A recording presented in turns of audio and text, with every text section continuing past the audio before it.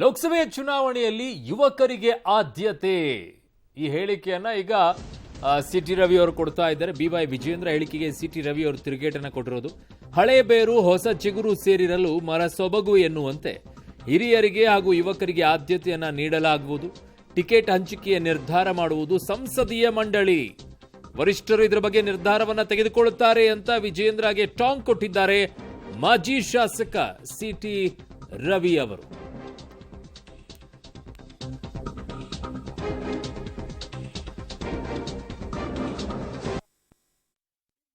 ಏನಿಲ್ಲ, ಹಳೆಬೇರು ಹೊಸ ಚಿಗುರು ಕೂಡಿರಲು ಮರಸೊಬಗು, ಋಷಿವಾಕ್ಯದೊಡನೆ ವಿಜ್ಞಾನ ಕಲೆ ಮೇಳವಿಸೆ ಜಸವು ಜನಜೀವನಕ್ಕೆ ಮಂಕುತಿಮ್ಮ ಅಂತ DVG ಅವರು ಹೇಳಿದ್ದಾರೆ. ಹಾಗಾಗಿ ಹೊಸಬ್ರು ಹಳಬ್ರು ಎಲ್ಲದ ಸಮ್ಮಿಲನ ಇರುತ್ತೆ. ಇದನ್ನು ನಿರ್ಣಯ ಮಾಡೋದು ಪಾರ್ಲಿಮೆಂಟ್ರಿ ಬೋರ್ಡು ನಿರ್ಣಯ ಮಾಡುತ್ತೆ.